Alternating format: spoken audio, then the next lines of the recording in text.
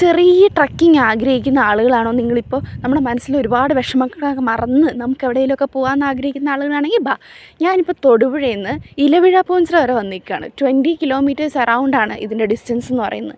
ഇതിൻ്റെ ഏറ്റവും വലിയൊരു പ്രത്യേകത എന്ന് പറഞ്ഞാൽ ഇവിടെ വലിയ വലിയ കാഴ്ചകളൊന്നും എക്സ്പെക്റ്റ് ചെയ്ത് പോകാനില്ല. ഒരു ഓഫ് റോഡ് ട്രിപ്പാണ്. ഞാൻ നടന്നാണ് പോയത്. നിങ്ങൾക്ക് വേണം ജീപ്പിനും പോകാം. ജീപ്പിന് പോകുന്നുണ്ടെങ്കിൽ 1000 റുപ്പീസ് ആയിരിക്കും പെർ ഹെഡ് വരിക. അത്രയൊന്നും കൊടുത്ത് ഇവിടെ വരെ പോകാനില്ലാത്തതുകൊണ്ട് വേറെ എൻട്രി ഫീസും കാര്യങ്ങളൊന്നുമില്ല.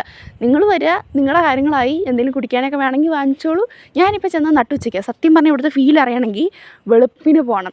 അപ്പം നല്ല മഞ്ഞും ചെറിയ കോടയും കാറ്റും ഒക്കെ ആയിട്ട് ഭയങ്കര രസമാണ് ഇതിൻ്റെ ഏറ്റവും ടോപ്പിൽ പോയി നിൽക്കാൻ. കണ്ടോ, ഞാനിപ്പോൾ നിൽക്കുന്നത് അത്യാവശ്യം ടോപ്പിലുള്ളൊരു പോയിന്റിലാണ് നിൽക്കുന്നത്. ചുറ്റും ഒരുപാട് ആളുകളുണ്ട്. ഞാൻ പോയത് ഉച്ചയ്ക്കായിട്ട് പോലും ഇത്രയും തിരക്കാണ്. ഇവിടെ വരെയാണ് ജീപ്പുള്ളൂ. ഇനി അങ്ങോട്ട് നമ്മൾ നടന്നു കയറണം. പിന്നെ പണ്ട് കളരിയൊക്കെ പഠിച്ചുകൊണ്ട് കുനിയാനും നിവരാനൊന്നും വലിയ കഷ്ടപ്പാടില്ല. പിന്നെ ഇവിടെ നിന്ന് കയറി പോകുന്ന വഴിക്കൊക്കെ നിറച്ചും കാടും മുള്ളും കല്ലുകളൊക്കെയാണ് കേട്ടോ നിറയെ. പോയവർക്കറിയാം, പോകാത്തവർക്ക് വേണ്ടിയിട്ടാണ് പറയുന്നത്. പോകുന്ന വഴിക്ക് ചെരുപ്പൊക്കെ തട്ടി ഞാൻ 3-4 തവണ വീഴാൻ പോയി. പക്ഷേ ഇതിൻ്റെ വ്യൂ നല്ല രസമാണ്.